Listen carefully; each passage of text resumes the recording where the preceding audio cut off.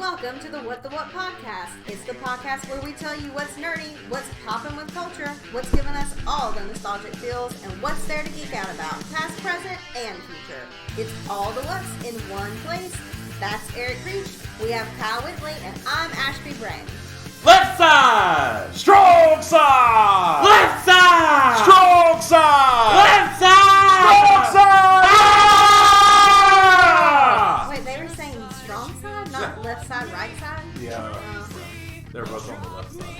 Oh, But the left side is the strong side. I don't get That's it. why you missed out on that time. Why is the left side the strong side? They were both kind of big. So I just figured the two of them were there and be like, we're the So- strong one.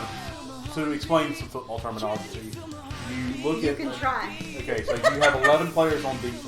We'll try. You can have Star Wars. you can have a balanced defense where you have Okay. the sides evenly matched up with Yep. one person in the middle. Right. Or you can have a strong and a weak side where you have Right. you overload one side and then you have one side that's missing. And you would do that if you thought that the other team would maybe play to one side or the other. Yes. Like, I'm not an idiot. I just Yeah. don't like football, so I don't bother to learn the rules. I feel like if you're on, well, I feel like It's at kind that of like point, soccer. Okay. I feel like if you're on offense, you You would play be man to stupid, man. Yeah, exactly. Or, you know, you play man to man You've zone. got number 23. Yep. I Period. just feel like if you get out there as the offense and like, hey, the defense is on the other side, let's go the other way. Right. I mean, but You that's would the whole think. point of, like, calling plays and stuff, right? To try to outwit the other team. But then the defense has audibles they can call and you can Correct. shift people around. But as Right. that jerk in this thing, I never heard him. I never heard him say a thing. That's right. Well, jerk. He is a jerk. Well, Punch him in the Stupid face. Ugh. There's so Okay. many people that I wanted to punch in the face in this movie. here we are. We're already going into the movie. Nothing. No, I've got tons of things actually. Well, let's jump into it. Whoa, here we So- go. Here we go. Do you ever One more time. Everybody's feeling fine. have you ever Here we said go something now. Yes. and been like, man, why did I say that? Why did I have to go and say that? Have you ever done something like Yes. Like every day. that? I did that today. Okay. We have a front door to my to work where I can leave out the front and go around to the parking lot. Mm-hmm. But Michael's office has a door to the outside as well, where I can just go straight through his office out that door and like I'm right at the parking lot already. Right. Okay. So I do that every day, and that's the way I come in. And I, told him like if that's annoying, let me know, and I'll go somewhere else. And he's like, no, this is fine. So I'm on my way to lunch today. I'm walking through his office door, and for some reason like Darkwing Duck came to mind, and I literally just looked at Michael and said, "Let's get dangerous." And as I'm walking towards the door, I like shove it because I'm like, what an entrance or exit. The door is locked, so it just kind of shoves. And I'm like, well, crud. So then I was like, well, never mind. And then I grab the handle and open it, and it's like I hear this loud crash behind me. I try and look, and Michael has a shelf right beside that door Oh boy. of bobbleheads. And evidently me hitting it adjusted that shelf just enough that whenever I opened the door, 3 of his bobbleheads fell to the floor, and I look down and there's literally just pieces everywhere. And I'm like, oh my goodness. And then we start picking up people, and here's Cam Newton Aww. missing his head, his arm. So pretty much the 2017 season for him. He's in wearing a Panthers jersey and everything else, and Michael Yes. kind of looks at him and he's like, it's okay. Michael's trying to recover. He's like, it's okay, don't worry about it. It's He plays okay. for New England now. It's okay. Yeah, and he was like, Right. oh, he's going in the trash anyway. In the Forget trash him. can. Forget him. Yeah, he gets all like, he's like, he throws him in the trash and everything else. And I'm like, no. And then I'm picking up Aaron Rodgers, and he's like, well, see, Aaron Rodgers is much better. So he's still all together. And all of a sudden he looks, and he's like, his leg falls off. And he's like, oh, no. And he's like, well, it's still better. He's And not then- a runner anyway. And then we're picking up the final piece. I look down, and it's from the NC State. 83 team. Well, it's 2. It's the wolf Okay, is the Mr. mascot, but it's got a big banner behind it from the 2 years they won the basketball championship. It's got trophies on it, everything. All that's in different pieces. The banner's bent all up on the back. And I'm just sitting there, and I'm like, as I'm picking it up, I can't help but to laugh. And I'm telling him, I don't mean to laugh at all right now. I just, it's such a weird position that all of a sudden I was like, I'm going to fix this. I'm going to replace these for you. And of course, he's like, no, you ain't got to. You ain't got to. Just bobbleheads. Yeah, they're just bobbleheads. And then I'm like, no, I feel horrible. I really need to replace these. And he's like, no, it's fine. Don't worry. I got plenty of them at home. I'll bring some more. And then at the same time I look, and Michael is part owner of the Green Bay Packers. I don't know Yes, if he you knew is. that. Yes, I did know that. He is. And his frame also I'll explain fell. it in a second. It also fell off the wall and bent his frame up a little bit as well, so he was trying to fix that. Well, I go to lunch, and I'm honest, I don't even want to eat at that point. I'm like, man, I've just messed that stuff up. I come back, and like I'm looking online, and I'm trying to figure out like, okay, where are these? Cam Newton bobblehead. And I started looking it up. And I keep going, and then I start searching the others. And I come back, and I end up taking Cam Newton out of the trash, so I can look at the bottom and be like, what is this? Because I can't find that one. And turns out it's a Forever Collectibles bobblehead. That's one of 2012. Oh. And I found one. And so I bought him. And we got Aaron Rodgers on the way as well. Turns out they're all Forever Collectibles. They're all very limited, hand-painted, hand-numbered. And so I was like, man, I feel horrible for this. So I definitely had to replace them. And then the NC State one was one of 216. So to all the rest of you out there that have the 215 of them, one of them's in the trash now. So yours just got that much more valuable. So, That's right. So I did find him another one though. But so to explain, Michael being the owner of the Green Bay Packers, the Green Bay Packers are a publicly owned team that sells shares. Okay. And he was, I think it was a gift one year for Christmas. His uncle bought him. This is like how I own land in Scotland. Yes. Yeah. Or I have a star. Right. Yes. Yeah. So yeah, he $50 buys you one share of the Green Bay Packers. There you go. Technically. So he still owns them, even though his frame's a little messed up. Yep.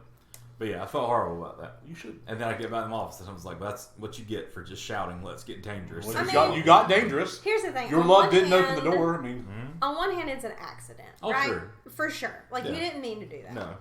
And so, I get that accidents happen. but your I've actions also have consequences. done things in the moment that I thought were going to be funny or play off well, and they did not go well, and I had to, like, own up to that.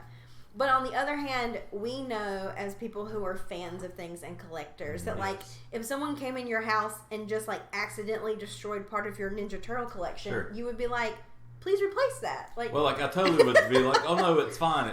But at the same time, I would definitely be like, hopefully you would.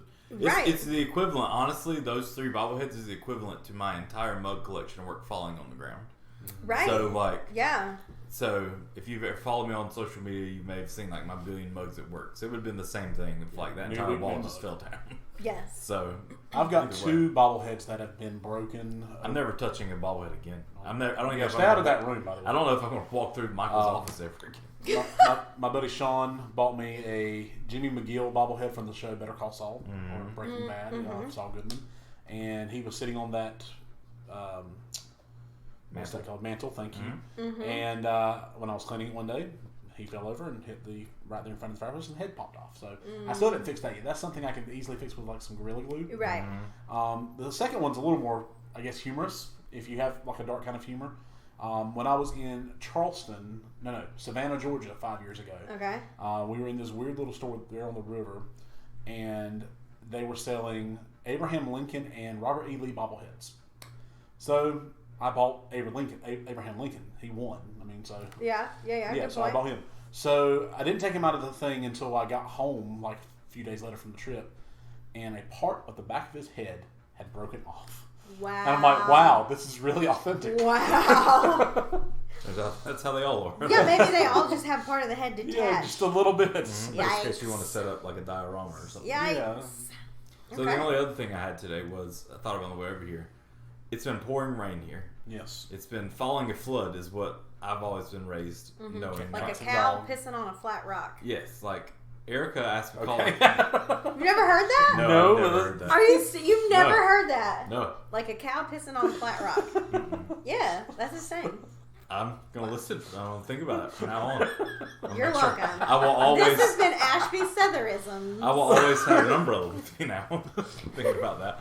But no, I said that not long ago, and Erica was like, it's falling a flood? I was like, you've never heard that? And she means you're up in Kinston, but yeah, never heard falling a flood. Either way, what's your rain song? Oh. Song for rainy days. Oh. Well, I mean, I usually take things like that literally. That's what I more so mean rain type song, not just like... So there's a song by Gary Allan called "Songs About Rain." Okay. Yeah. That's a pretty on the nose thing there. If you give me like 10 seconds, I could probably think of something else. But There is a beautiful narrative song by Trisha Yearwood called "Georgia Rain" that is wonderful. I think Gary Allen references that song in his Rain Out in Georgia. There you go. Kentucky it's Rain. Really good. It's a really good song. Here comes that rainy day feeling again. And then you can never go wrong with "Clean" by Taylor Swift. That's a good rain that's song. a very good rain song. I have two. One was, have you ever seen The Rain? Oh yeah, Credence CCR. Yeah, And then sure. the other was I Wish It Would Rain by The Temptations. Oh. It's real good. Okay. There's, I don't know who sings it, but it's a country song, Let It Rain, Let It Pour, She Don't Love Me Anymore. Oh yeah. That one came to mind too. So the Temptation ones is pretty like heartfelt, where it's like, men ain't supposed to cry, but I guess if it's raining, you really can't tell that he's crying type deal. Yeah. So it's like everybody's enjoying a very beautiful day, and he's like, I wish it would rain.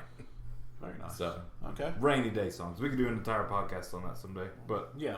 But for now, like a bonus episode. it's pouring a flood, falling a flood, Falling flood is raining cats and dogs. Yeah. It's, cows pissing on a yep. rock. That's why apparently Eric and Kyle have hats, and I have a hoodie. No, so we have hats.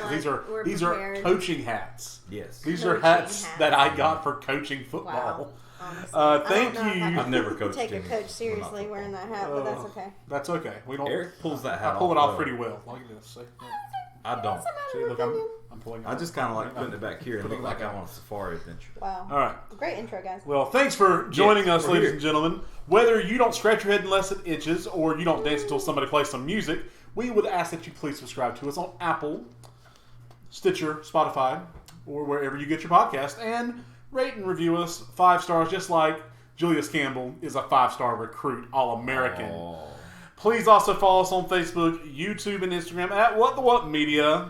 All one word. And find us on Twitter at WTW_media. And please share with your friends if you enjoyed today's episode or one of the 62 other What the What episodes that we have available in the archives. Last time on this podcast, we were all over the place with our mixtape song list. And on today's episode, we are taking a Deep dive into my favorite movie, Remember the Titans! Yeah! Woo! Eric's favorite movie of all time. Here is The one. your spoiler warning for today's episode. We will be going deep into Remember the Titans. Deep dive. If No, you no, haven't no, seen no. this movie, make sure to check it out first so you don't get spoiled. In fact, if you haven't seen this movie, Kyle and Ashby will do up-downs until you have seen this movie. No. No? Okay. Well, No. Not even a one. No? Not even a little bit. No. Oh, okay. Fine. Maybe you will. Maybe we get to reverse the roles. I don't think so. You're probably the only one that does a I'll proper do the whistle up-down. blows. Yeah. I don't think so. And I'll deny you water and talk trash to you the I entire don't time. That's think right. I'll degrade you as you try to do Yeah. that. Put your hand down. For regulation. Why are you smiling? All right, anyway. So, we're going to recap this movie as quickly as possible. I didn't ask either one of y'all to do this Because it's all about you. because Yeah, this is this my is- favorite movie. This is your time to shine. It would make sense if I recap the movie here Right. Then as in a quickly second. as possible. 40 hours later. Where Eric's just Put me sat on a down. timer. Put me on 2 minutes. Give me a Okay. 2-minute timer. Okay. I'm going to do this in Countdown. under 120 seconds. And if not, you're going to do 20. Here. I mean, I could probably do it in like one sentence. Go. Okay? I could probably Okay. do this in one sentence where, I could do hey, it. in the 1970s, a football team solved racism. The end. Well, I would just say racism sucks, football ain't bad. Yep. Like, there you go. So, Okay. All right, let's do this. Are you ready? Yep. 5, 4, 3, 2, 1. All right, so stop that. So the movie starts with some guys playing football, and there's a coach there who's coaching up his team, and the schools in Virginia are segregating finally in 1971. They're a little behind the times. but Desegregating. They're desegregating, not segregating. Thank you for correcting me. That's a whole different thing there. So they're merging schools, and people are not happy. Lots of people rioting, and lots of people protesting, and there's people on every side of the issue, and they're just not happy about it at all. And turns out, since the schools are desegregating, got it right this time, they are bringing in another football coach, and they gave him the head coach position over this other guy named Coach Yost, who was in line for the Hall of Fame. And there's a big argument about that. Coach Boone, the guy who's now the head coach, played by Denzel Washington, he goes to coach to meet his new players. They end up having a big stare down between the other school. This is black and white players. They don't like each other because of race. Well, they go to camp, and they're trying to really get this team to get along, and turns out they do have some things in common. They end up getting along after, long days of practices and, not liking each other, end up liking each other by the time they get back. And then Coach Boone finds out that if he loses a football game, they're going to fire him, and they're going to replace him with Coach Chips. So he has to go undefeated. So they play the football games. There are still people who aren't happy about it, even though they're playing football. They win all the football games. 30 seconds. 30 seconds, good. One of the All-American players gets in a car crash. He ends up becoming paralyzed. They win the state championship anyway. Racism is solved. Everyone's happy. Gary dies at 10 years later, and They reunite. They reunite at his funeral, where they say, "We always remember the Titans. When we don't think race relations can work, we always remember the Titans." The end. To be fair, Gary died at the beginning of the movie. Well, he also died at the end of the movie too. That's true. Well, that was great. I mean, you're right. You had 10 seconds to spare. I loved how you were at 1:45 or 1:15, and you just did get out of camp at that point. Right. And you finished it out. Well, the rest of the movie was pretty simple. Yeah, that's true. They played That's football true. games It's and they won them all. Game. And there were some issues there in between, but yeah. Like 13-0. Yeah, 13-0. Second best team in the country.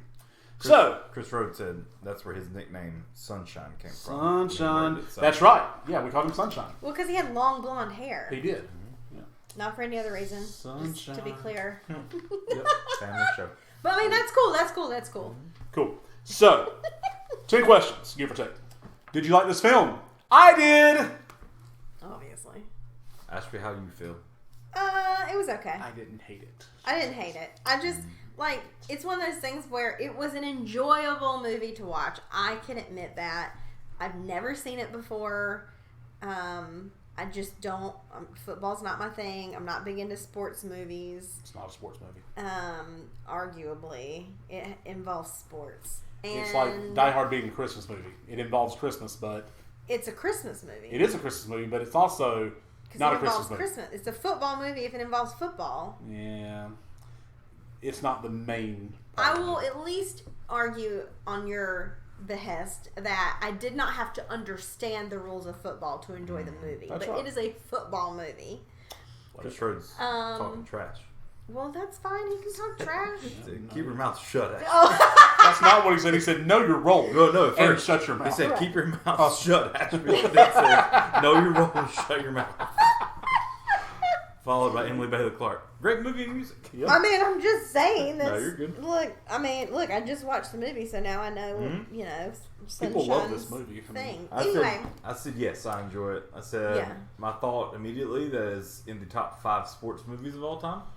But truthfully, I haven't watched all the sports movies of all time, so I can't really say. But I feel like it's definitely up there. I agree, because we were talking in a text that I feel like this is more of a drama type movie with sports just kind of being an atmosphere for it. Right. Yeah. And I mean, everyone I told, I have to watch Remember the Titans. Were like, how have you never seen Remember the Titans? Was the first thing they said. The second thing they said was, oh, you'll love it, you'll cry. And I'm just like, okay, well, I don't really like football, so I'm already not interested in at least the setting. We can argue that the setting is football. Totally there. And so then I'm kind of like, okay, well, I'm also in a place right now where I'm just not really in the mood to cry. So I'm trying really hard not to watch dramas because the real world is already tough enough. So I'm like, okay, let me watch this movie about football where I'm going to cry. And that's exactly what happened. And I got through it. Will I ever watch it again by myself for fun for no reason? No, never again. So I denied it for a long time. I feel like I maybe saw it late high Also school, the college. music. The music was Chef's Kiss. Yes. So There he is. yeah.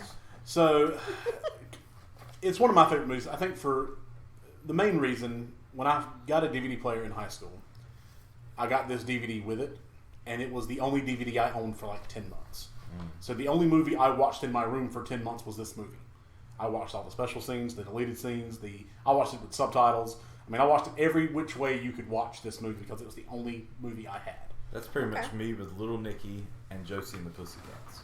But Those are the only movies I rewatching it this Different week, content. I couldn't help but be I don't know.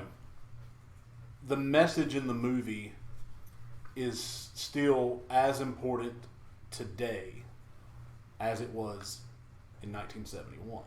I think that's why I was so depressed watching it because nothing's changed. Nothing's changed. And it was a true story in the 70s, and it opens with a store owner or a police officer a white person having shot a black kid, and now the entire town is in an uproar protesting, like where the police are standing basically between the white protesters and the black protesters. And it just immediately, 3 minutes in, I was just really horrified that, like, it's been decades and nothing has changed. Like, that could have easily been an opening scene for a modern movie. That's what Erica said when we were watching it together the other night. She's like, honestly, this could be happening right now in this exact same movie. Like, right. For this movie now. Or whatever. So, I mean, watching this, it reminds me how much work we actually have to do as a society, as people, as Americans, to make sure that this is still not true 20 years later. But maybe even think, like, back, because I graduated in 2005. We're all, like, in a year or two of each other with that. And it's like I could fully see a lot of this occurring while we were in high school. Yeah. It did. Like, not necessarily to the extreme level. I won't say that. But, like, there was just the I don't even say undertone, but just growing up here in the South, those type of things were not uncommon. No. And so to be older and realize now things that were happening around you, and to be aware of situations and things now, I don't know, it's just different. I don't know, I'm stumbling all over my words with this, but it's just like, I feel it's like an I important fully... conversation to have. It is, and I just, honestly, in this movie, none of it really surprised me, and I feel like that's a bad thing. Well, it is a bad thing. Like, you talk about the characters you wanted to punch in the face. Yes. We know people who Yes. have done and said and acted the same way as these characters that you want to punch in the face. So, I mean, okay, so this movie came out in 2000. It's 20 years old this year. It's set in 1971 in Virginia, so it's in the South. I mean, if you count Virginia as the South, and I guess for these purposes we do. It's an important conversation to have because it's still happening. And so, yeah, I mean, it's depressing, like Ashby said, to think that nothing's changed in 50 years. But that doesn't mean the work stops. I mean, it's a reminder that with time, with the proper outlook, with effort being given, that there can be change. There can be conversation to be had. There can be community, which is ultimately the goal, right? Right. So, yeah. Well, I'd say, like, let's move forward with this and take it to our favorite scenes. And this takes me right into, like, one of mine is just the entire camp scene. All right, so we'll skip favorite character. We'll go to favorite scenes. Sorry, No, I you're don't fine. have the same schedule or, like, thing printed out. It's all good. But one of mine is the camp scene, and or all the scenes where they're at the camp, where I feel like it speaks, and it's me just trying to think on a deeper level, but it's so true that if you can take people and get them out of their comfort zone and force them to kind of be somewhere else, not surrounded by everybody else that would tend to, pipe them up, I guess. Right. That's when real change can happen. Yes. When we stop letting things get in the way, we stop being so used to how things are this way or the other. Like, you get, for this movie purpose, you had two people groups out in a neutral place, and they had to work it out. And it wasn't easy. It wasn't some super simple thing, but, like, you see the difference in how they come back versus how they left and what all they went through to finally get there. And it's like how much, that's a real life statement. Like, it's not just a sports thing. That's just a people thing where if you can get people in a room together outside of just where, I'm over here on my side of Facebook world typing things with all my people, they're going to hype me up and comment and love what I say, versus really just being in a room with somebody and trying to talk things out, like how change can happen. And I'll say this, you may think there are people who are just set in their ways, and I can see how it would be easy to think that. But I have seen over the past 4 years people who have been really, really hardcore on many different issues that I have fundamentally disagreed with.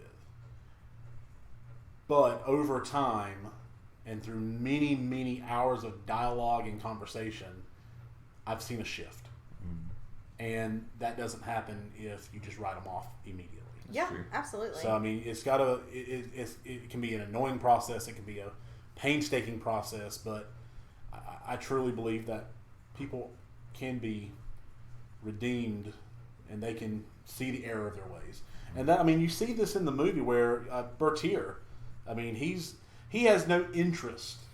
You know, he even tells Boone in one of my favorite scenes, like, hey, you know, I'm the only All-American that your team has right now. So, you know, I want you to reserve half the spots on this team for all the white players. Half on the offense, half on the special teams. We don't need anyone on defense. We're set on defense.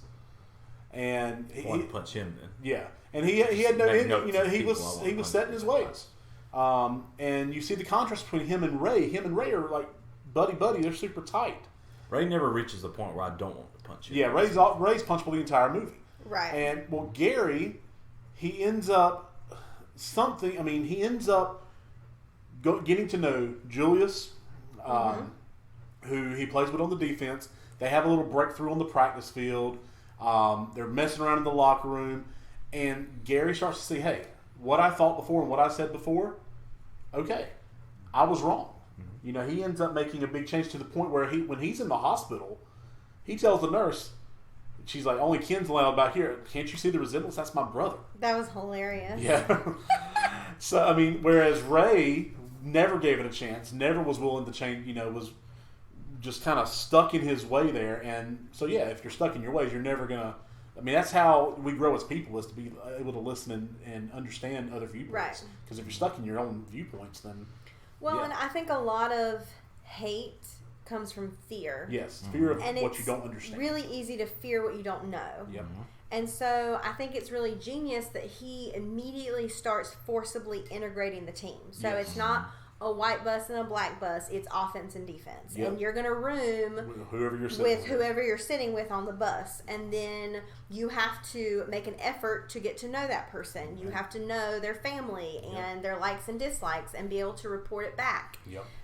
You have to sit with them in the dining room. And so that was really genius, I think, on Coach Boone's part, because it's very easy to fall into what you know and what you recognize and what you're comfortable with. Yeah.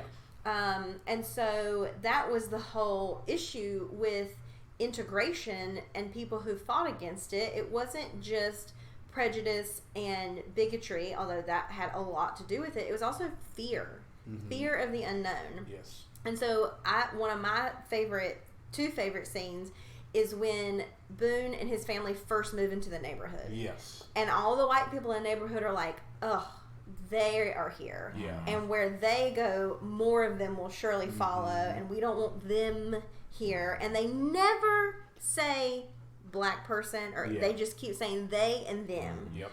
And so they're very hostile. And then, of course, when he starts building a winning team and they keep winning games, now this entire white neighborhood is like, woo, go coach, you know? Yeah. And so because they get to know him, and arguably he does at least sort of like ingratiate them with a winning team. Mm-hmm. And, you know, sports and winning sports isn't a great way to get rid of your prejudice, because I'm sure if he had lost games, they might have they were going to fire him. Hostile, right? I mean, they literally say, right, like, hey, we had to give them something. Correct. And then they were looking for a way out. At least baby steps, you know? And so, like, you have all of these white people looking out their blinds like, oh my gosh. And then by the end of it, they come out on their porches and they hang out their windows and they cheer and they clap. And so I liked that sort of like foil between the beginning of the movie and the end of the movie. Absolutely. So those were my two favorite scenes. So my favorite scenes, I mean, the whole movie is really a favorite scene of mine. But if I had to break it down into like 8, I'm just kidding. Start the clock. Yeah, go ahead and start the clock. So I really enjoyed the first scene where Coach Boone is meeting his team in the gym. Mm-hmm. And just like, you got this, you know, they're just goofing off like, I'm going to run for 1,000, 2,000 yards. Yeah. You know, I'm going to do this and I'm going to do that. And Coach comes in and he just kind of shuts all that down. Like, the guy's got the fist up and he's like, put your hand down, dude. And he's like, why? You know, he just it's funny how he went from. Do you not like football? He was like, we're not having fun anymore. Yeah, it's not fun anymore, is it? It used to be fun, but it's not fun anymore. I just love that actor. Yeah. It's just kind of like, is it? No? Yes. Yes, I don't know. It used to be fun. Yeah.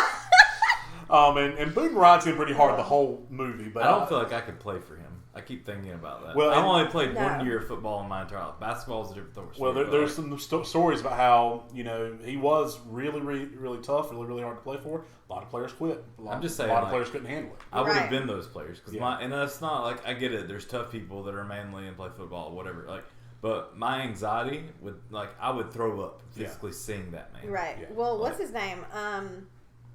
Oh. Petey.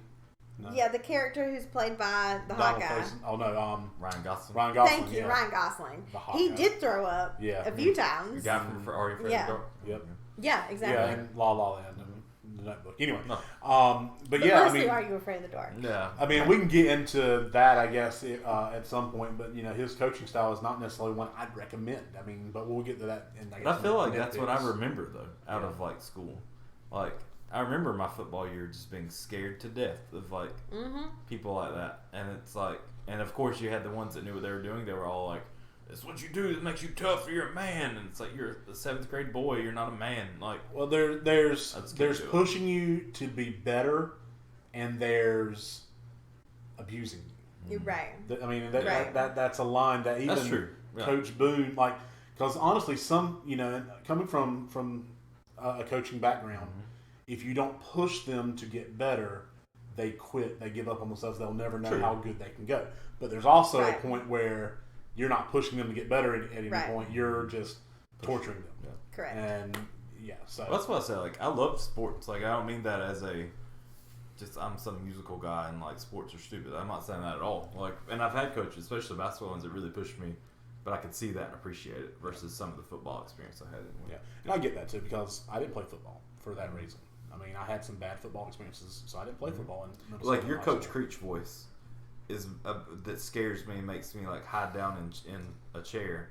Is the same way that most of those coaches Yeah, but my Coach Creech nonstop. voice isn't nearly as bad as you really think it is. It was on that bus that day. Well, But yeah, anyway, other favorite scenes of mine before we get into a big philosophical debate on coaching. yes. Enjoyed the camp stuff. Enjoyed the Gettysburg run. Just how he is imploring them to come together. Otherwise, they'll be destroyed from within. Love the shots of the guys acting like a team, stuff in the locker room, joking around in the shower area. Love the first introduction of Sunshine, both when he shows up at camp and then when he has to go into the game. And his first move is just hey, let that guy through, and I'm gonna backdrop him. Right. I mean, to the point where the other coach is that's got to be unnecessary roughness. It's on a QB. Are you serious? Come on. Love their team meeting in the gym where they're just trying to come together after Right. tough week at school, and there's so many good scenes. I really love the scene at the hospital where they're all there. I mentioned it earlier when Julius goes back and he's called his Gary's brother, and then they get to the state championship game. I love that Gary's girlfriend, who has been very vocal about not wanting to be friends with people, not wanting to be friends with African Americans, was not for it at all. Even after Gary had kind of turned around and saw that it wasn't that bad, she's there at the game and she's like, "Hey, I'm making an effort here." Right. And that scene right there was really good to me. So That was another one. Not particularly that one, but his girlfriend. I made a note earlier. After they've come together, they won the first game. The girlfriend's riding around in the convertible with that jerk face, and was like, "Hey, come on, Gary, we're going up to wherever it The is, hill. the hill, And instead of going and making out with his girlfriend, he's like, "No, we're gonna hang down here with the guys." And she's like, "No, I'm not. I ain't doing that. I ain't following. We're going different ways, Gary." And I love the fact that he just didn't crumble and just go with his girlfriend. Especially as a high schooler, when you've got a girlfriend's like, "Here, come to the hill or the mountain or whatever," and make out versus just hanging out down here with your friends. That's not your typical response from a high school dude. So first off, to say that, but then also to stand by what he believes in the midst of that. Definitely. I don't know. I was just glad that happened because very easily that could have been a turning point in the movie a different way. Well, let's jump into our favorite characters, and I'll go ahead and start because I didn't mention her at all yet. Hayden Panettiere's character Oh yeah. stole the movie for me. My mom, when I told her I was going to watch it, she was like, if your brother hadn't been born and something had happened to me, that's how you would have turned out with just your dad. And I was like, that's 100%. And then I watched the movie. I was like, she's not wrong. We're watching the movie, and Eric was like, "That's the girl from Nashville, right?" And I was like, Yep. "Yeah, that's the girl from Nashville." Yeah.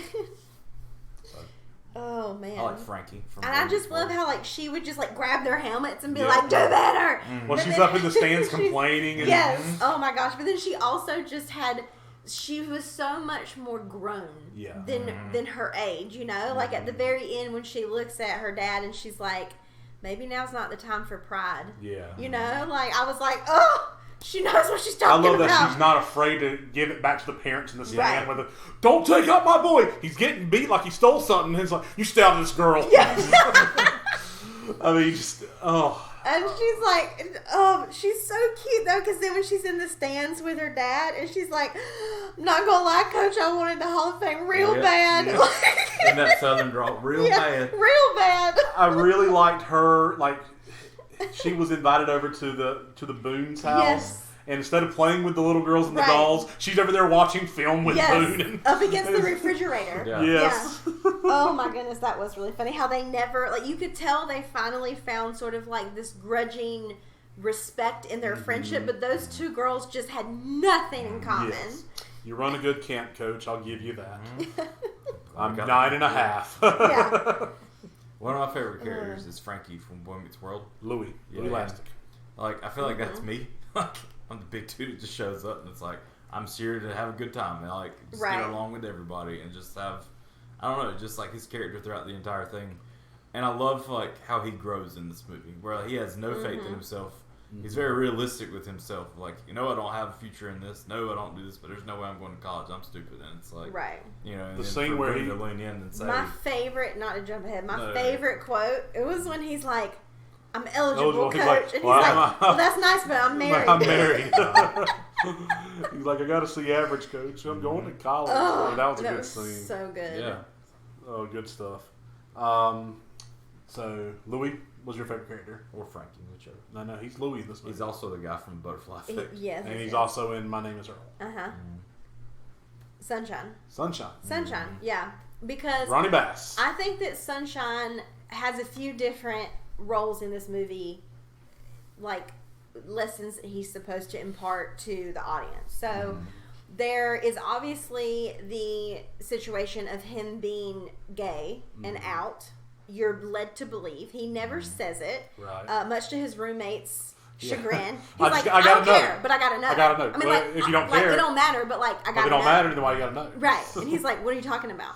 That scene in the locker room where he kisses Bertier. Bertier Yeah.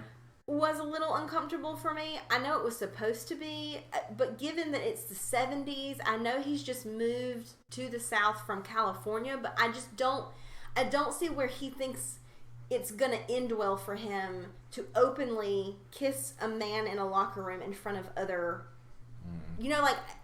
it would be more believable to me if he waited until they were alone. Right. And I don't know if it was a power tactic, to just come on strong to the team and be like, well, if I get the crap beat out of me, then I get the crap beat out of me. But if they accept me, then we're cool, And so they do come around after Bertier tries to beat the crap out of him. And so then I was like, okay, well then what? Because I almost forgot that it was a true story. So I was like, what was the premise of just throwing in a gay character? This movie already has so much going on. They already have so much they have to deal with. And now it's, again, the 70s and they have a gay man on the team. And then I remembered that it's based on a true story. So then I went and looked up if he was actually gay, and he was. And so then I was like, oh, well, okay. But then also, so I like that because sometimes when we talk about prejudice, we automatically talk about race, and that is important to overcome racial prejudice, but I think that we also forget that there are other kinds of prejudice and that there are other groups that are are looked down upon or oh my gosh, I lost the word. What's that are discriminated against? Anyway, That's a word. And so that is a word, but so I really appreciated that they were focusing on multiple forms of prejudice, especially again that it's based in the 70s, and he's this guy from California, he does yoga, and I think that also says something about the idea that if you are good at something, then there are things that groups of people are willing to overlook and overcome in the name of accomplishing a goal together. And so they're like, well, okay, he's gay and we're not sure how we feel about that, but he's a really good QB. So whatever. And so I really liked Sunshine's role in the group. And what I also really appreciated about that character is that Sunshine was sort of the definition of what happens when we're ignorant about prejudice, not just prejudiced. So there were white dudes on that team that were prejudiced and that were having to overcome blatant bigotry. Sunshine's issue is that he's a white dude from California who doesn't understand the social norms of Virginia in the 70s, and he's ignorant about things, and instead of listening to his black teammates, he drags them into a situation that makes them feel uncomfortable and unwelcome. And so at first you think, well, Sunshine's cool because he immediately walks into the team and doesn't care anything about integration and doesn't treat his black teammates any differently than he treats his white teammates. But when they have that scene where they go into that diner and they try to get service and they're kicked out, he comes out and he's like, man, I didn't know. And one of the other guys is like, I told you that was going to happen. You didn't want to know. Yeah. And you can tell how devastated he is.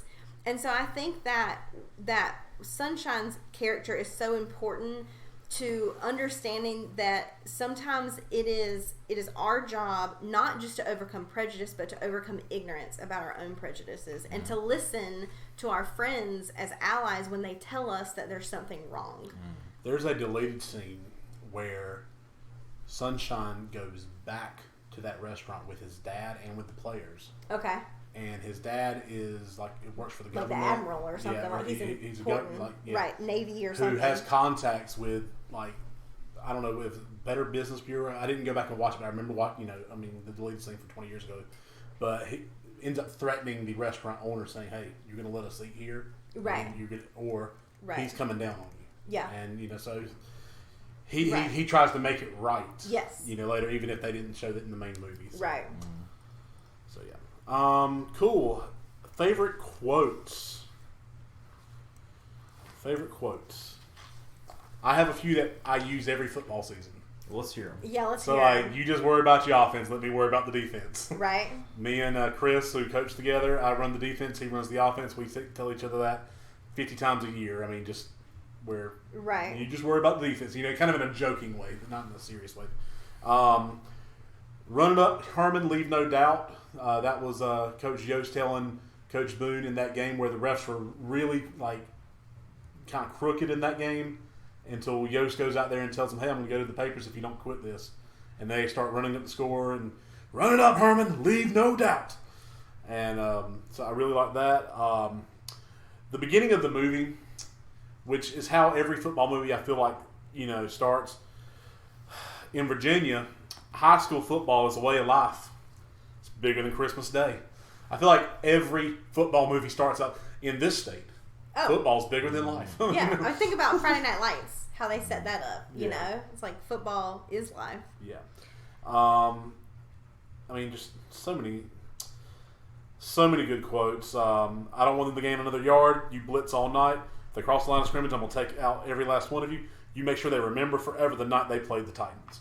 I mean, yeah. I love one of mine is not one of the obvious ones, but I loved what Sunshine's dad said whenever they showed up, and they're pretty much turning Sunshine away, not because of who he is, but just the fact of not needing another quarterback or person in that role. And then his dad says, "Well, I met Coach Tabor. He won't let blacks play on his team.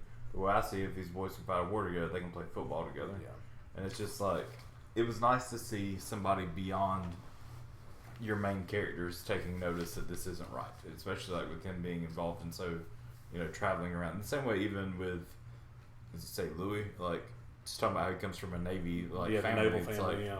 so you come in and being more aware of these situations than the people that are around it the entire time. Gary talking to Julius in the hospital. I was afraid of you, Julius. I only saw what I was afraid of, and now I know I was only hating my brother. I just love that. That's when I started crying. Yes. Because he says, I'll tell you what though, man, when this is all over, me and you gonna move out to the same neighborhood together, okay? Mm-hmm. And we'll get old and we'll get fat and there ain't gonna be this black and white between us. Mm-hmm. That's when I started crying. Yep. I really like the I'm eligible coach, and he's like, I'm married. It's okay. I'm flattered, but I'm married. And then I really like the what are you? Mobile, agile, hostile. What is pain? French bread. What is fatigue? Army clothes. Will you ever quit? No. No, we want some more. Oh. Laura Warren says, I don't scratch my head unless it itches, and I don't dance unless I hear some music. I will not be intimidated. That's Oh just the way man, it is. when that coach refused to shake his hand and he handed him a banana, Banana, I yes. got chills. Ooh. Oh, good stuff. Good stuff. Oh, I love man. too, like when they get in the locker room and the final game, there's such a turning point in Coach Boone where he's no longer like coming down on them. And now, like, there is, I talked very harshly about him at the beginning of the movie, or the beginning of this podcast. There's definitely, coming around and all of that. But, they get in the locker room at halftime during that last game and said, it's all right, we're in a fight. You boys are doing all that you can. Anybody can see that. Win or lose, we're going to walk out of the stadium tonight with our heads held high. Do your best. That's all that anybody can ask for. And I love how Julius responds to him. No. And says, "No, I ain't saying that I'm perfect, because I'm not, and I'm never going to be. None of us are. But we have won every single game we have played them to now. So this team is perfect. We stepped on that field that way tonight, and if it's all the same to you, Coach Boone, that's how we want to leave it." Yep. And so it's just showing that where Coach Boone has his big thing earlier about being perfect and everything will be perfect, and even like. He's talking to Yotes where he's Drop like, a pass, you run a mile. Well, even all that, but he's talking to other Coach Yotes, and he's like, I'm a winner. I'm going to win. Yep. And then knowing that that's how he is, not even just as a big speech in front of the guys, that's him personally saying that. And then to come around and to say this, in front of all of them. Yeah. Well, and not only that, but he shows it because him and the other coach, Coach Yost, end up the whole season. They're like, you worry about your offense, you worry about your defense. Mm-hmm. They end up coming together. Hey, I need some help on defense. Hey, I need some help on offense. Right. Let's run.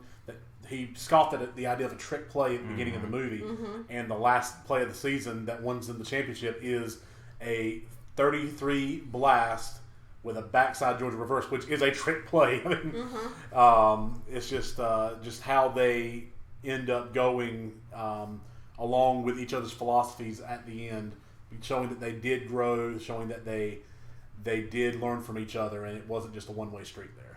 I was pleasantly surprised by the humor, I think, which was nice. That was kind of interwoven, like when Boone is giving Sunshine the speech about my mom and daddy died in the same month. I had 12 brothers and sisters, and he leaves and the assistant coach goes, 12 brothers and sisters? He's like, 8. Yeah. He's like, you're right, 12 sounds better. One of Coach Joe's biggest things that he said, I really liked, said, I hope you boys have learned as much from me this year as I've learned from you. You've taught this city how to trust the soul of a man rather than the look of him. And I guess it's about time I joined the club. Also, we've got Laura Warren also says, Alice, are you blind? Don't you see the resemblance? That's my brother. Yes, love it. Alice, are you blind? Love it. Don't you see in a family? I loved his whole interaction the entire time with her. She's like, here you are, get out! I told you not to come in there. Oh my gosh. What I also really loved in the character of Gary's mother was the idea that we can affect change in the lives of the people around us. Yes. Because Gary's mother was just as She won't have prejudiced as he was at the beginning. Yeah. And she You was go to not church with having your mother. it. You're not That's going to right. play basketball with him. And he brought her around. And I think Julius had something to do with that too, obviously. But the fact that by the time he gets injured, Julius comes into the hospital and hugs her Mm-hmm. and says, "I'm really sorry." Yep. You know, like their relationship. Well, that even at evolved. the funeral, he's holding her hand. He's holding her hand. Yep. Yes. And so, like, I thought that was really beautiful to show that, like, Gary's commitment to fighting his own issues and befriending Julius and making that friendship work and making it strong eventually also rubbed off on his mother. Absolutely.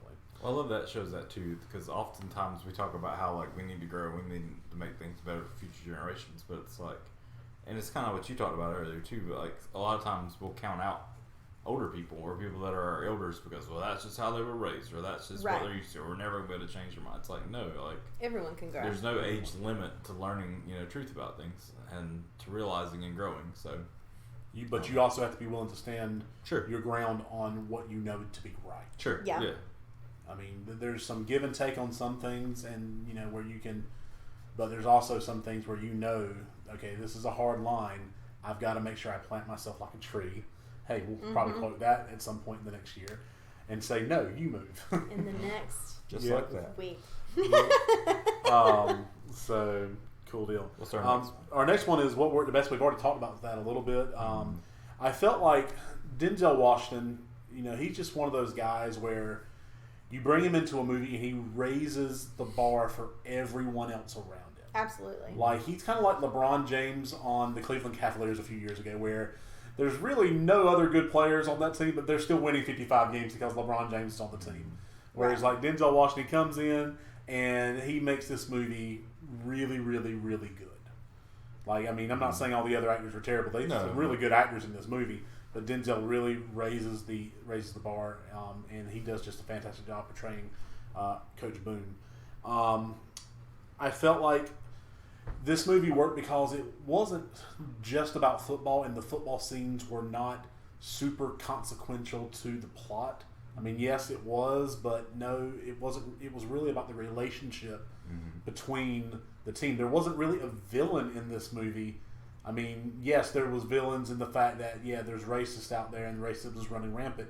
But in terms of like a tangible, like this person's the evil person or the evil team. No, the last game of the year was, two respectable teams just kind of going up against each other. It was more of a culmination of how they grew and learned together as a team to overcome any obstacle. And that last game wasn't really an obstacle. It was just a mountaintop of what they've already overcome at that point. Right. I would also argue that the character of Yost and Yes. how it's played makes this movie what it is. Yes. Because you have to like him. And it could be really easy to have an actor play that character in a way that he's not very likable. Right. Because there are issues with that character.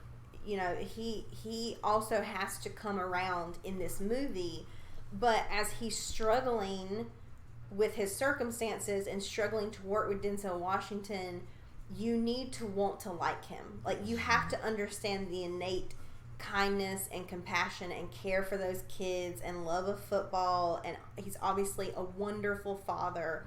And I think that that's also important because there's sort of like this white angry mass in this movie that you see when they try to integrate the team and when they're putting people on the bus, and at the beginning where they're talking about like the shop owner and windows are being smashed, and then their first day of school there are protesters and people kicking the bus, and so I think it was important to see that that was the reality for all the white people in that town. Yeah. They weren't all angry or hateful. Some of them were struggling and misguided and trying to be better and trying to do what was best for those kids. And I think his character arc, especially alongside Coach Boone, really, really works. Well, and you have to understand with Yost, the first scene we see him, he's working out with kids in the field. Ryan Gosling comes and says, "Hey, there's this going down," and all the team just starts running. He's trying to stop them. Right. He gets in his truck, pulls in front of him, and says, "Hey, get in Right. the truck. Right. You ever want to play football again? Get in the truck. You're Right. not going to get involved." And in I'd this." forgotten about that scene. And that's just a giant show of character as soon as that starts, like that scene for the whole Right. rest of the movie. And then you also have to understand with him is through no fault of his own. Correct. He lost his job as the head football coach. Right. And Like- and you see Denzel Washington's character, Boone, isn't okay with it either. No, like Boone was brought in to coach another high school. Right. And then they were going to make him assistant coach. Right. And then all of a sudden they make him the head coach. And Right. nothing he did wrong either. Right. He was clearly qualified for the job. But Yost did nothing wrong either. He was expecting to do this. It was going to be his Hall of Fame year. So he had every right to be upset and angry and bitter. Right, because if you take, and I understand you can't, but if you take race out of it, Yeah. it through no fault of their own, those two men were put in an impossible situation to be made to get along and work together in a situation where one of them clearly had been put at a disadvantage. Yeah. You know, and so I think that that's sort of the first inkling of Yost's true character, because even though his pride is hurt, Yep. he won't abandon those kids. Yeah. And he was going. you know, He had Right. considered it. Yeah. And then he realized, and his daughter, I mean, again, Right. like you said, excellent father, where she's like, hey, Right. not the time to be proud right now. Correct. I mean, so Yeah. it's good stuff. What else worked for y'all? I'll say that was about it for me. Like, a lot of stuff worked, but like my main note that I wrote down was the fact of just how the characters' interactions with each other, because you don't get to the end of this movie about any one person making a decision and everything falls Right. into place. It's all each person that's flawed in their own way, and I like that too, where there's no character in this movie that is perfect. Like, each of them has their own flaws. There's no superhero that comes in and saves the day. You know, each person is flawed in their own way, but their interactions between each other, and a lot in the same world real world is and real life is we're all flawed, but how we interact with each other can really make a difference in this. And so I really just like how things naturally ended the way it did, but it was all through each of them doing their part and working together in this. And you do see some get left by the wayside because they're not willing to interact, you know, they're stuck in their ways or whatever. And so you see that happen. So I don't know, I really like that. All right. So, nitpicks. I had one that stood out to me, and it's not one that ruins the movie, but Okay. they're at camp at like far away. Gettysburg College, yes. They've taken 2 buses there. Yep. Nobody else drove there. Yep. They're doing a late night practice on the field, Yep. and there's literally cars surrounding them with their headlights lighting the field. Who in the world's cars are those? Good question. It doesn't Okay. matter. It doesn't affect the movie, but I That's just fair. looked down and was like, whose is that? Because that's not their cars, obviously. Are they like making people that work at the college like, teachers, you can't go home. We need Possibly. to borrow your cars right now. Possibly. Like I said, it's very minor. I just happened to notice it. Nitpick for you?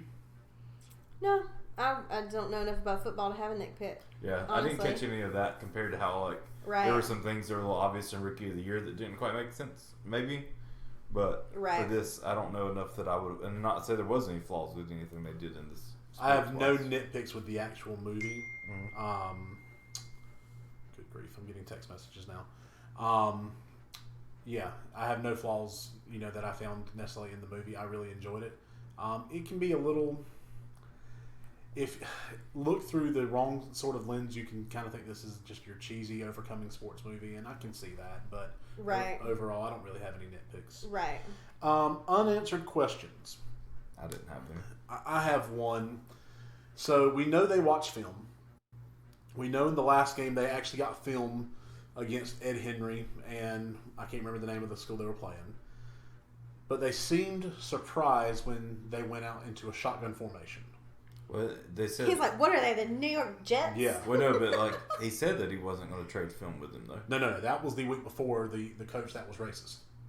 I thought that was the final No, one. no. No, you're right. I am right. I've seen this movie a I billion know. times. Yeah, you're right. Don't We're question always me. right. We know. I know. So my question is, did Ed Henry, the coach of the other team, not use the shotgun formation all year long and saved it for the final game just to throw them off? Or did they just do a really poor job of scouting for this team? And maybe it's because Gary's accident and they just didn't really have a lot of time. But I know they got the film because they mentioned got film from Ed Henry, and I'm going to watch some of that later. So I'm just trying to figure out why they were surprised by that.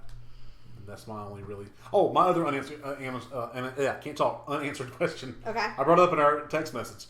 Julius, Absolutely not. That just weirds me out. Yeah. Like, I got a bad vibe reading that. Yeah, there's no that's way. wrong. no. Whenever she shook that hand at the end, I felt there was a little bit of connection there. I'm just There's saying. no No, connection there's there. no connection. Okay, fair enough. That's Fair enough. gross. All right. He loves her just as much as he loves Gary's mom. Right. And that's just out of Yeah. respect. And that's pretty I much just it. feel like Julius is first of all, he had his own girl.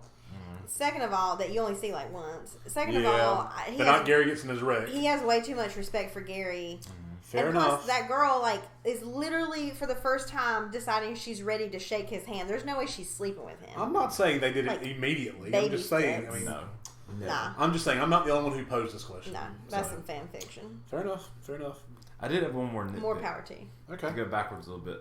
And I feel like I didn't realize it until I was doing research for this that I had a nitpick. Whereas I like the movie so much that I hate that a lot of it was made up.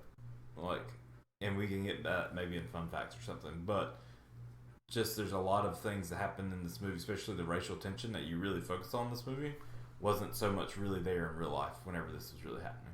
It was there, but not to the extent of what this movie makes it to be. And so, that's not necessarily a nitpick with the movie. It's just one of those things that you, like, if there was no real life situation involved at all, I would be fine with it. Like, and I don't want them to change the movie to reflect the real life. You just hate to know that, like, the movie's so powerful in such a way to know that real life actually wasn't quite the same. But All right. that's how anything Fair based enough. on real life thing is. So Cool. Random section. Anything y'all want to add? Favorite theory? Rabbit hole? Anything? I will say that as we're watching this movie, Erica looks at me and says, "You know that Eric is blue, right?" And I was like, "Yes, I do know that Eric is blue." She's like, Yes. because I feel like Blue sings. Blue singing the entire sings time. more than he speaks in the entire movie. It's like that is totally Eric. Like he Yes. sings. I'm just like I made notes about that. I was like, I feel like you Maybe live. there ain't no mountain high enough. I feel like you live in a musical. I do. Which is good. Like I do. it's not a bad thing. I guess this is the good. You mentioned music. The music in this movie was incredible. Oh yeah, Yeah. My goodness. I had two rabbit holes I went down. Okay. Other than the music. So the internet apparently couldn't decide whether or not Sunshine was actually gay or bi. So like I found sources that say he was, and then the Ronnie Bass himself ended up marrying a woman and having 2 kids, and said that kiss never happened. So Okay. do with that what you will. Okay. And then the other one I went down is when Bertier and Julius are moving into their dorm room, and it starts off that fight. Yeah. Because Julius hangs a poster, Yep. and you can kind of see parts of the poster. It's got like yellow in the back, and there are like people standing with their fist raised. And he's like, "I'm not looking at that poster all summer." So I'm pretty sure, I don't have any proof of this, but I'm pretty sure that poster was an artist representation of the 1968 Olympics Yes. Black Power Salute. Yes. Yes. So for those of you who don't know, during the medal ceremony in the Olympic Stadium in Mexico City on October 16, 1968, 2 African-American athletes, Tommy Smith and John Carlos, each raised a black gloved fist during the playing of the U.S. national anthem, the Star Spangled Banner. While on the podium, Smith and Carlos, who had won gold and bronze medals respectively in the 200-meter running event of the 1968 Summer Olympics, turned to face the U.S. flag and then kept their hands raised until the anthem had finished. In addition, Smith, Carlos, and an Australian silver medalist, Peter Norman, all wore human rights badges on their jackets. The demonstration is regarded as one of the most overtly political statements in the history of the modern Olympics. So that was the poster that Julius was putting on his wall. So I just thought that was very interesting. I did have one other note. Yes. And it was the jerks that were at the high school, that were the racist jerks that like started fighting in the hallway. Yes. I couldn't help but think, like, in most movies, those would be the characters that are portrayed as the football players. Yeah. And so I couldn't help but, like, look at some of these, especially guys that, like, are decent-sized dudes, and be like, why aren't they on the football team? And it's like, that's just looking at size. And so when people look at me, I'm like, I bet you play football. And so, well, no, not really. But, like, there might be. I mean, just. I just think about movies in general. Like, in most movies, that's the people that you would have as the football players, like, talking crap and, like, starting junk. So it was neat to see in a different way. I was going to say they might not be playing football because they had an issue with the teams integrating. True. So, That could be. I mean, like I said, there might be backstory there. Yeah. Maybe this is just fanon. Who knows? I mean, look, Fannin. Apparently in Fannin, Ronnie Bass is, Yeah, who knows? who knows? Yeah. I mean, you know who doesn't know? Petey. I mean, Calls still Ronnie Bass doesn't know. He's like, I just gotta know. I just gotta know. I just gotta know. I just gotta know. Oh, man. Oh, man. Your what the what moment where you geeked out the most, Kyle? I didn't really geek, but it was the car crash thing that got me. I remember the first time seeing it and not expecting it. Yeah. Because I don't remember ever seeing a trailer for it. I didn't see this in movie theaters. It was just friends that really, I think Will probably showed it to me. Because he was big into football, and I feel like I watched it with him at some point. And I feel like I was invested a lot in the characters at that point. So the car crash caught me completely off guard.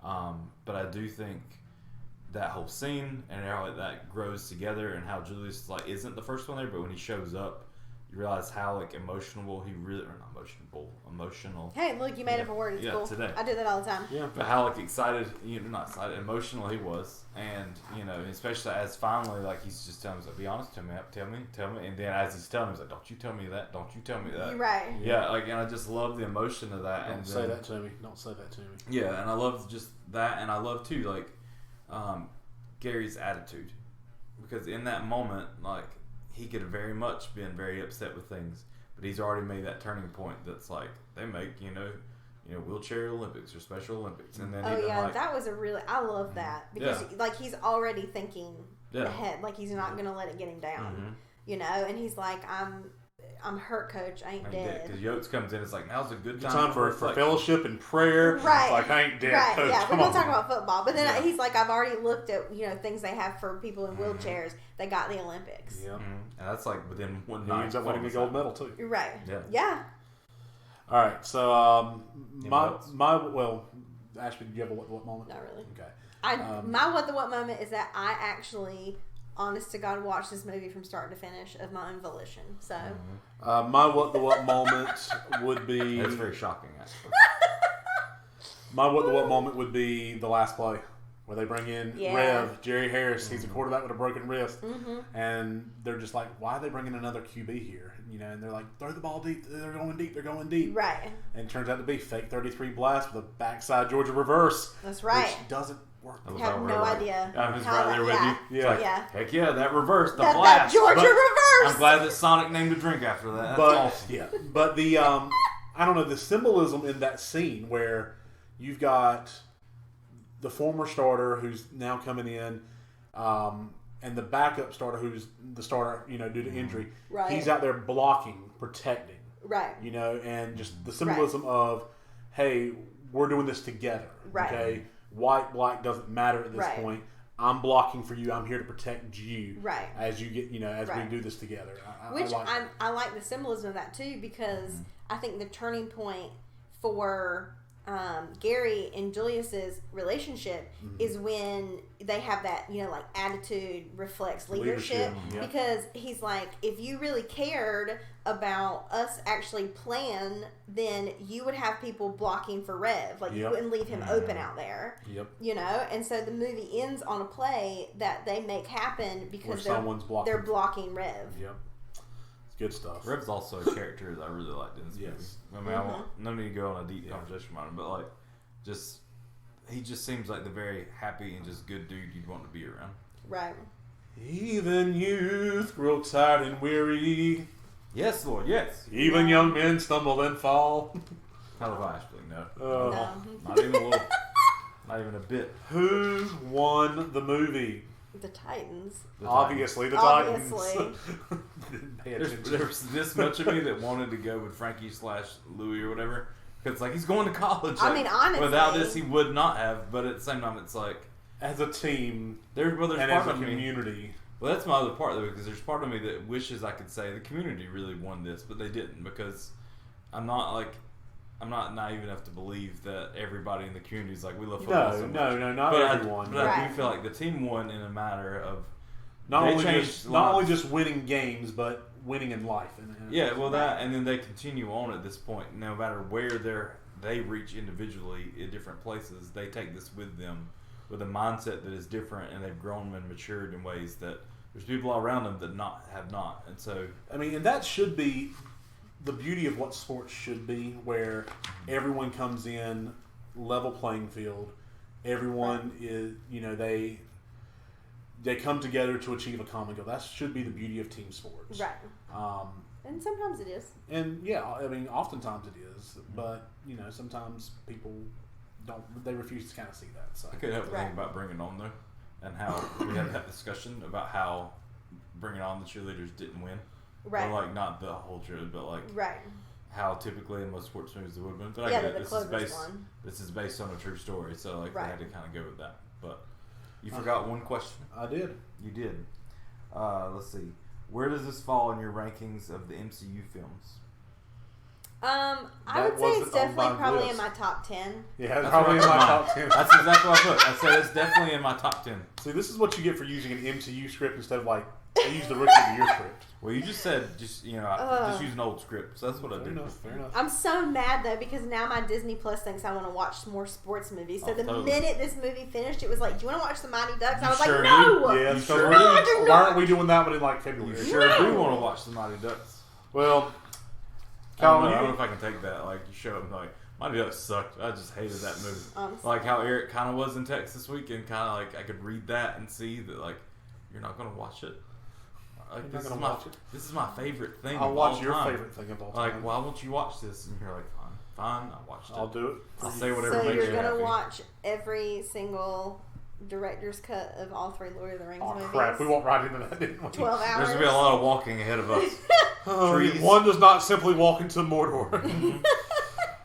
I can quote it. I mean, is that good enough? I can quote Clerks. Even the trees walk in those movies. Well, Cal, maybe you can help me out here. Everywhere we go, people want to know who we are, so we tell them 6 of our favorite fun facts and observations from this movie. Way to go. 2 for each person. Nice. Ashby, you want to go first? Yeah, let me pull up on IMDb to do a little read off here. That was on the fly there. That was good. Yeah. That was good. Quality job. That was good. I am quality. Solid work. Solid work. Okay, according to IMDb, some fun facts, a little trivia here. Oh, man. In real life, Coach Bill Yost has 4 daughters. Angelica. Peggy, Eliza. And Peggy. Skylar sisters.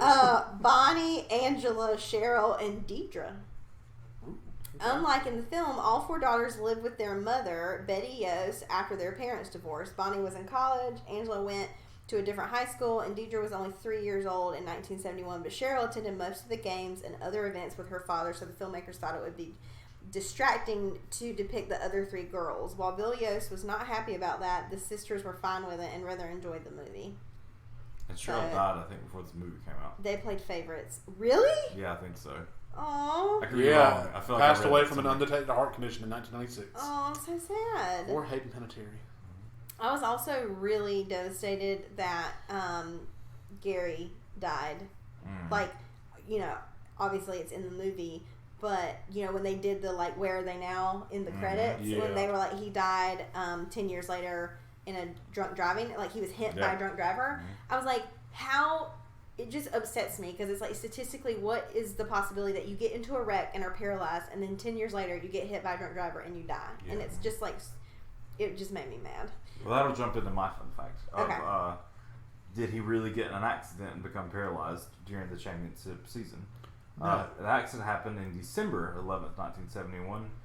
Bertier was coming home from high school's football banquet where he was honored with the MVP award just 6 blocks away from his house. Bertier lost control of his mother's new Camaro, tearing across the road into a ditch. It was later determined a mechanical failure in the motor mount of the Camaro's engine caused the accident.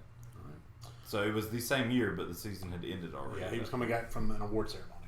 So, number 3 then. Y'all remember the scene where Coach Boone and Cheryl are watching film and a brick gets thrown through the window? Yes. Well, not exactly how it happened in real life. It was actually a toilet that was thrown through the window, meant to scare him. But filmmakers thought that would create some laughs for the audience in a scene that needed to be 100% serious, so they substituted a brick instead. I can't help this. Like, we're sitting on a couch doing this, and there's a looking toilet out coming your through. window, like just noticing, like, the size and the effect if a toilet came through your window. Right. Yep. All right, number 4, Ashby. When Ronnie Bass and his father first arrive, it is established that Bass's father is a Marine Corps pilot, but his wings are those of an Air Force command pilot. So apparently, someone was slacking in the wardrobe department research. So there you go. All right, number 5. It says, did Coach Herman Boone actually integrate the buses? Yes, Coach Boone really integrated the buses. In an interview with ESPN, the coach said he forced his players on each other. Boone wanted to make sure the players were a part of each other's lives, even if it meant forcing it on them. However, the racial tension in Remember the Titans isn't depicted as accurately as you may have thought. Players on the team may have felt animosity towards one another, but that was more in a competitive sense of trying to earn a place on the roster. The idea that the football team heroically overcame racism throughout the season is just a bit overblown. I did hear somebody, a news anchor, reporter, or whatever, came out and said that he doesn't know necessarily how true that is, because how many people are going to come out and say, yes, I hated that person because they were black, or yes, I hated that person because they were white. It's easier for them to say, no, we're just fighting for a spot on the team. But yes, either way. All right, and then my final fact was Gary Bertier, the star football player he was made out to be. Because remember, All-American. This was based 5 times. No, that's 5 times. That's WCW champion. That's Booker T. No, sorry. And he's a 6-time world There's champion. only 4 years of high school. So. Well, for most people. Yeah, sometimes there's 5. Sometimes you take a red shirt. I guess you red shirt it, but this was based on a true story, but obviously with any kind of movie that's based on a true story, the directors have the creative freedom to change facts, to make the movie more dramatic. So in Remember the Titans, Gary Bertier is the heart and soul of a persistent Titan team that never quit. But though he was considered a star on the team of the movie, Bertier was much more than that in real life. The linebacker may have been the heart of his team, but he was actually one of the most skilled players in the entire country. He was a nationally ranked defensive player and the first All-American football player in the history of Alexandria, Virginia. After completing his senior year, Bertier received awards for first-team All-Region, All-State, and All-American honors. He was also approached by elite football programs such as Notre Dame and Alabama, which obviously he did not get a chance to do. So, is that Greenbow, Alabama? No, that's Alabama. I think was that. That's the Forest Water Gump. Boy. Forest No, Gump. Forrest. Yeah. well, there you My go. goodness. Kyle told you time and time again, this is no democracy. It is a dictatorship. I am the law. Is that why we're wanting to see what other people have to say about this? Yes, we are. All right. Glad you caught that. Chad D. Aaron. It's one of those movies now when you're flipping channels looking for something to watch and you see it, you stop and watch the rest of the way. Stands up pretty well. Laura Tart Warren. What he said. Can probably quote the majority of it. Chris Rode. This movie is great. Not to mention it's one we all probably need to rewatch right now. Favorite scene. Only Ken's allowed in here. Alice, are you blind? Don't you see the family resemblance? That's my brother. Devon/Jenny Varnum said, this is my favorite sports movie. I love this quote. We're in a fight. You boys are doing all that you can do. Anybody can see that. Win or lose. We're going to walk out of the stadium tonight with our heads held high. Do your best. That's all that anyone can ask for. He said, this is my favorite quote from the whole movie. Then same. Alice, are you blind? Don't you see the family resemblance? That's my brother. People love that line. Adrian and James Hoke say, one of my favorites. Angela B. Crow says, love this movie. John and I just had the conversation this past weekend about quotes from this movie. Brittany Dennis says, I don't scratch my head unless it itches, and I don't dance unless I hear some music. That's such a wrestling thing. I will not be intimidated. That's just the way it is. Literally one of the best movies ever made. I cry every single time I watch it.